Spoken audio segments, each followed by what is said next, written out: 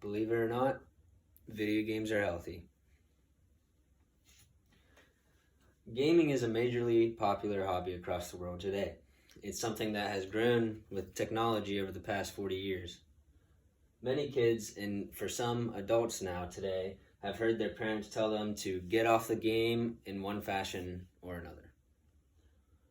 What if I told you that video games actually can prove to do more good than harm? While gaming is mostly just a fun hobby many use to pass time, they have more benefits than just that. This doesn't mean that I'm suggesting everybody plays video games for 8 hours a day, but just bear with me.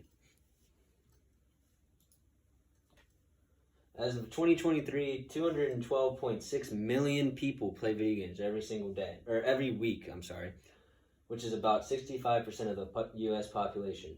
Video games are a fun hobby that shouldn't be criticized any more than any other hobby, as long as it's not taking over that person's life, just like any other hobby.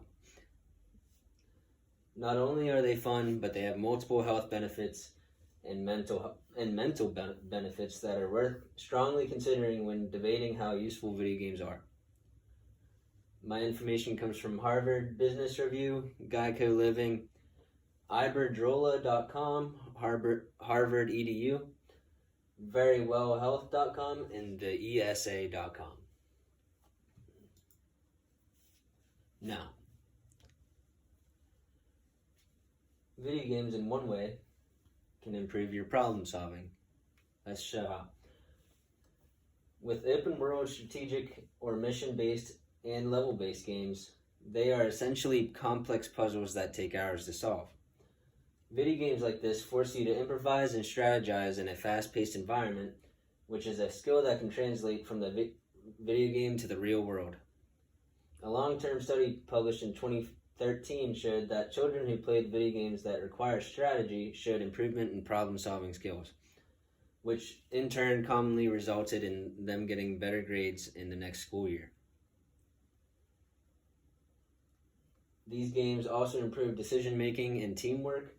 Video games like this put the decision in your hands entirely while working with online teammates to produce the best plan to beat the mission.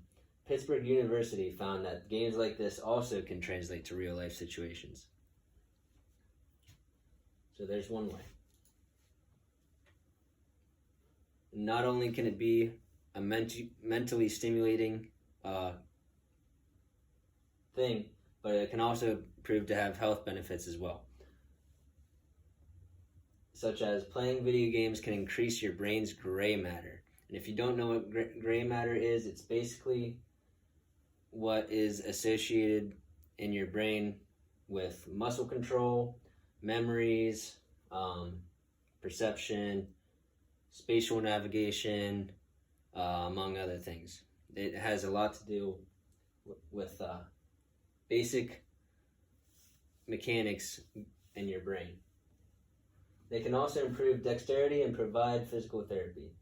Gaming with a controller can do wonders for your hands, as a study found that gamers were faster at performing advanced procedures and made 37% fewer mistakes than those who did not.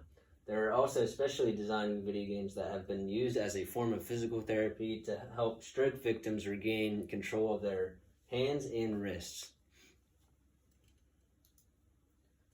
Continuing with gaming for your health, some gamers have better social skills, believe it or not. Some types of games have social components in them that help people build better relationships and have better social skills from playing them. Research has shown that this is true. Given that loneliness is statistically up in the world, gaming can provide the opportunity to socialize that otherwise isn't that easy to obtain. Video games can also have mental health benefits. Some video games have been shown to be able to boost the player's mood and make for better heart rhythms. This is a sign that it helps relieve stress, which is why video games have been used in therapy for over a decade. Oh, and for those who say gaming is addictive and it can even take up your whole life, this is true. But while gaming can be addictive, it's simply a matter of moderation. It's not the same as smoking cigarettes or drinking alcohol. Addiction to gaming is easily avoidable and improved upon by limiting hours spent playing and by doing anything outside of it, like going to your job, going to school, exercising, or socializing. It's not such an addiction to the extent of something like smoking cigarettes or alcohol, so it is not difficult to manage at all. Some will also say it's damaging to your vision. And while this is true, this is another case of just simple moderation, making it easily avoidable. Like most things in life, there is such a thing as too much of it. Even drinking too much water or too much air in your lungs is dangerous, and is dangerous after all. So by simply moderating the amount of time spent playing and taking breaks, this is not a major cause for concern.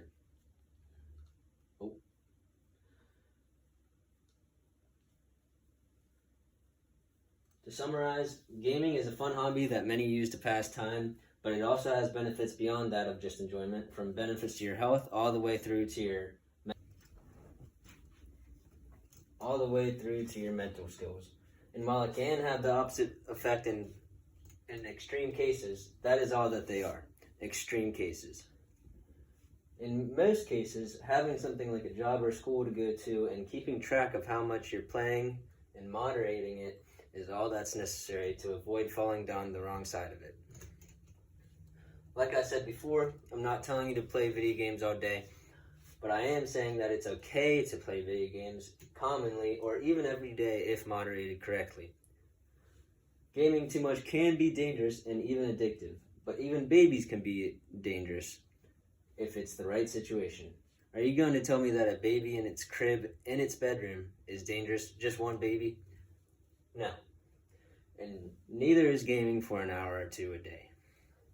So, by gaming and continuing to be a productive part of society, we can show that gaming isn't just some useless, mindless hobby that has no actual meaning behind it, and actually show that it can be productive.